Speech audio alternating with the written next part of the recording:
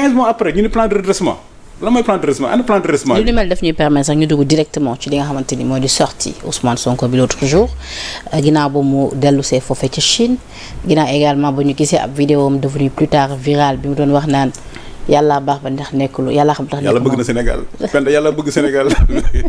lu tax nekk moo d'ailleurs sa commentaire ci boobu la. ci boobu la non Penda yàlla bëgg Sénégal.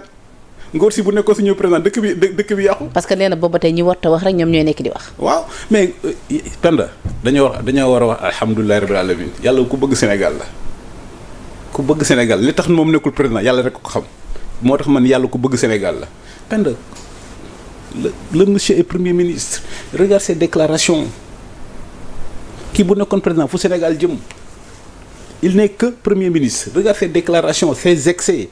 Ces menaces, je vais effacer les gens, tu menaces les magistrats, tu menaces les journalistes, tu réduis le pays à ta personne kii bu nekkoon président yàlla rek a bëgg Sénégal moom li mu wax yàlla ko waxloo ay bu ma nekkoon président yàlla rek a xam ndax defu ko Sénégal yàlla rek a xam ndax nekkul. mais le PM dafa jàpp ni yéen ak ni ngeen def réew mi ak ni ngeen yàqee réew mi ak ni ngeen këppee gaalu réew mi tey jii waru leen am lu ngeen wax yéen da ngeen war a raser les murs. loolu.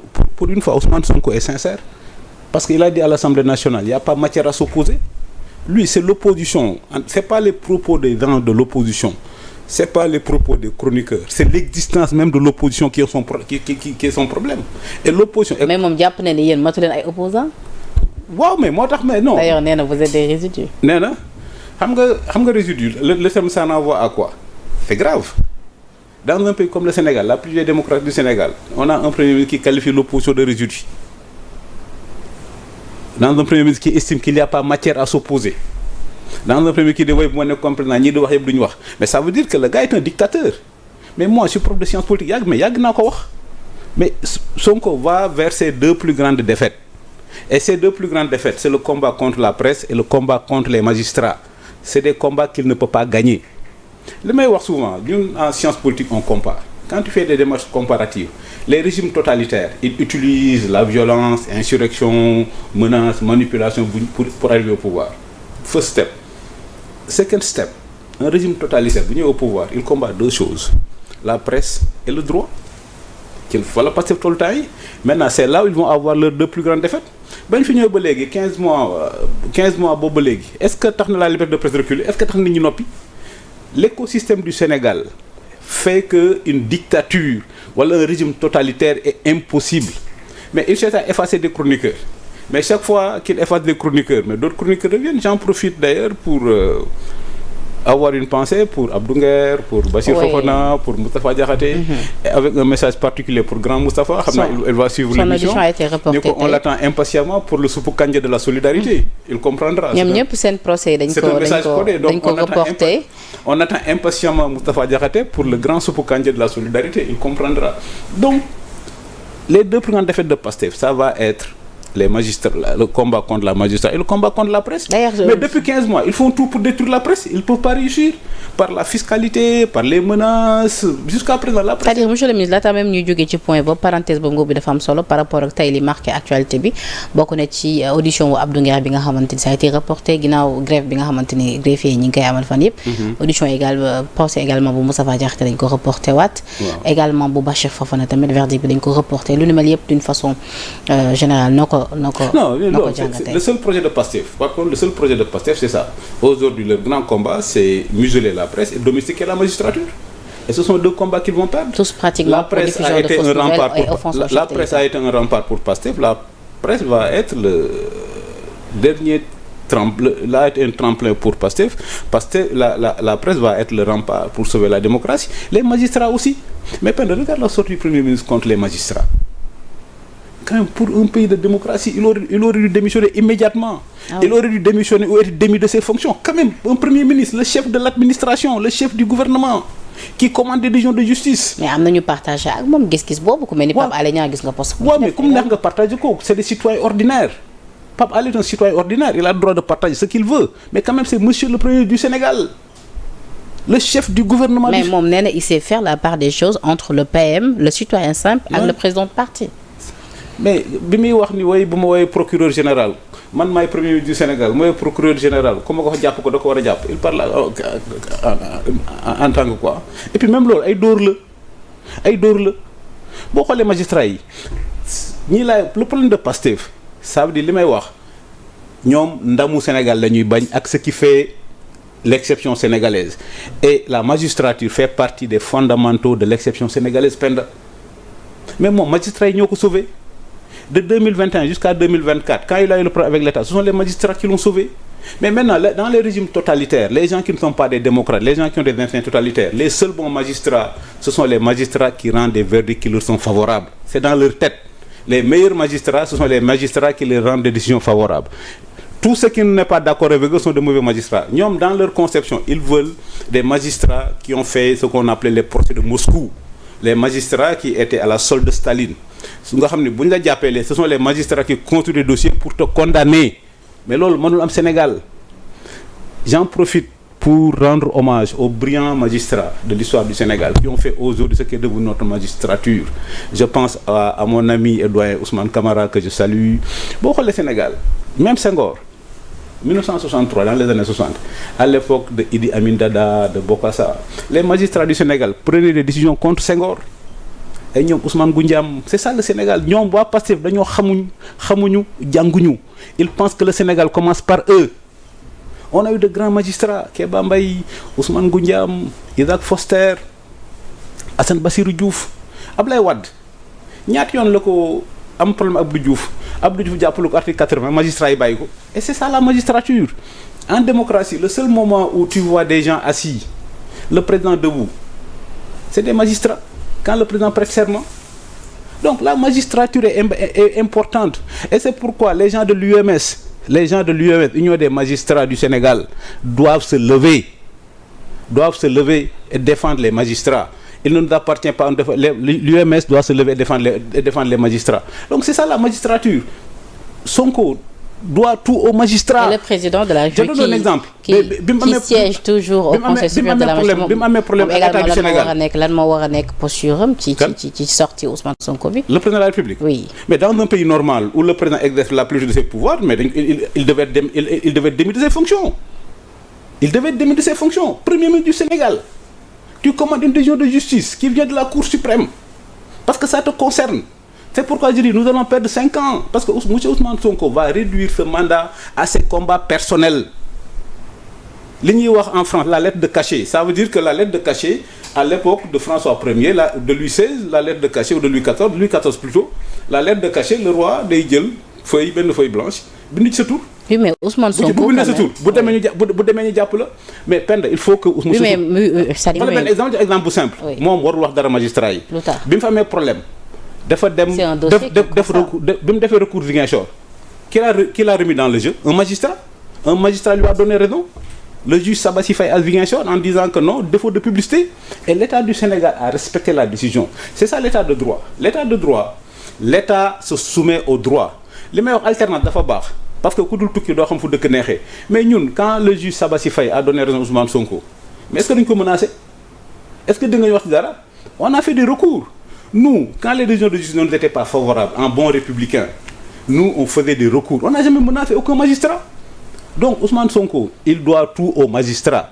bi mu amee problème dem Ziguinchor c'est un magistrat qui l'a remis dans le jeu affaire bi ñëw Dakar mu dem Cour suprême l'affaire a été cassée ñu dem tribunal Dakar beneen magistrat le juge Thion jox ko dëgg c'est ça la magistrature selon que vous soyez riche ou pauvre la justice vous rendra blanc ou noir. Oui, mais selon que vous soyez premier ministre du Sénégal ou citoyen ordinaire. mais moom problème bu mu ci am monsieur le ministre mooy jàpp na ni tey jii les mêmes personnes yi fi nekkoon démb te nga xamante ni si jamono bi mu nekk ci opposition bi jàppoon na ni ñooñu dañ leen daan wax ni defal ñu def ñooñu ñoo fi nekk ba tey donc tey jii jàppoon ni tamit ak xam la moom bu fekkee dañ ko jox décision bi xam àndu ci mu commenté ko partagé ko ak askan bi comme ni mu ko yàgg defee. c'est parce que magistrat yi fi nekkoon démb ñoo fi nekk tey que quand le président Macky Sall a voulu reporter les élections les magistrats ont dit non ce sont les mêmes magistrats quand Amadou Ba a fait sa loi là ce sont les mêmes magistrats qui disent non donc le premier doit se glorifier de la continuité de l'État. te moom sax waxul magistrat yëpp dafa ne ñenn ñi dafa ne am na si ñoom ñoo xamante ni ils sont corrompus loolu la wax. dafa ne am na si ñoom. donc ñan ñoo ko si la décision lui est favorable, donc les magistrats sont corrompus. Donc si la décision lui est favorable, ça veut dire qu'est-ce qu'il doit dire des autres? Mais c'est ça qui n'est pas bon. Et c'est ça qui ne doit pas sortir de la bouche du Premier ministre. Une décision ne m'est pas favorable, les magistrats sont corrompus. Donc si une décision m'est favorable, on en déduit quoi? Penda, moi je connais les magistrats du Sénégal. Nous avons une grande magistrature et j'en profite pour les rendre hommage et leur apporter ma solidarité. C'est des gens extrêmement brillants, c'est des gens extrêmement sérieux qui font leur travail.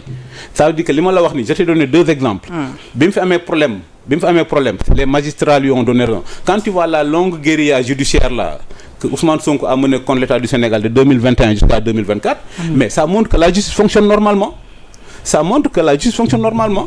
Moom bu demee am une décision au niveau central mu dem saisir le juge de Ziguinchor, le juge annule la décision et l'État du Sénégal se soumet à la décision. léegi nag il compte pas se laisser faire parce que nee na jot na li nga xamante ni moo di rapport bi. rapport bi mu ngi ak moom brandir na ko nee na dinañ ko publier également nee na dina saisir.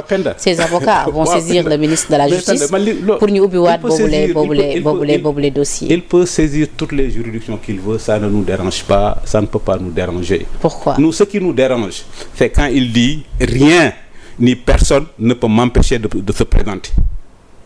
Ça. Pourquoi loolu déranger la? Mais parce que moo tax xam nga premier ministre waxam dafa war a sacré mais moom di moo fi waxoon avant la présidentielle sur France 24 que si je ne suis pas candidat il va y avoir un chaos indescriptible, non? Yaa ngi fàttaliku France 24. Si je ne suis pas candidat il va y avoir un chaos indescriptible. Est-ce qu'il a été candidat 2024 bi? Est-ce qu'il a été candidat? Non. Est-ce qu'il y a eu un chaos indescriptible?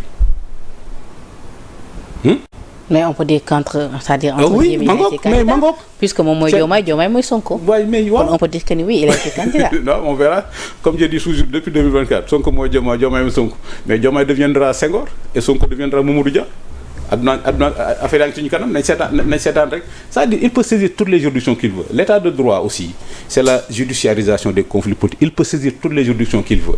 Mais en tant que Premier ministre, il doit se soumettre aux décisions de justice. Il n'a pas le choix. Oui, mais c'est-à-dire dossier boobu suñ ko biwaatee démb dama fi recevoir un juriste mu may expliquer situation ni mu mun a demee nee na comme dafa am élément bu yees. muy projet muy rapport bi. neen lu ni mel bu fekkee ni ci lañ sukkandiku bu ubbiwaat boobu le dossier. et que après plus tard ñu jox li nga xamante ni dëgg moo di c'est-à-dire seetal deram ci ni ko waaw d'accord diffamé woo kenn.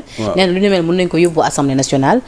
haute cour de justice boobaa moom mooy statuer et dans ce cas là Mame Mbaye Niang mën nañ ko wóoluwaat. mais ça c'est des spéculations te Mame Mbaye Niang c'est pas li ma dégg le premier ministre bi ma gis c'est pas un problème de droit. Moi je suis un grand lecteur de Freud, c'est un problème psychologique. Jusqu'à présent Ousmane Sonko ne digère pas le fait de ne pas être notre président. moo ko teg boppam. Il n'a qu'à s'apprendre à lui-même. C'est lui qui a été condamné pour diffamation. bi mu demee si lu mu wax si j'étais votre président yàlla rek a xam moo tax c'est psychologique. Ça veut dire que là, je dis au monsieur le Premier ministre, s'il a un bon ami psychanalyste, on n'a qu'à le mettre sur un divan. Mais monsieur le ministre xam nga la moom a jaaxal da ngeen yàgg soutenir ni rapport Prodac amul Mame Mbaye Niang ci boo xam yàgg wax ni amul benn rapport bu ko xamante ni moom moo ko épinglé mais pourtant Ousmane Sonko moom génnee na rapport Prodac. da nga ko gis. non nee na après dinañ ko publier mais yëkkati na ko comme sa livre bi nii rapport baa ngi nii fekk naa ko sama table. Mais pour l'instant affaire bi.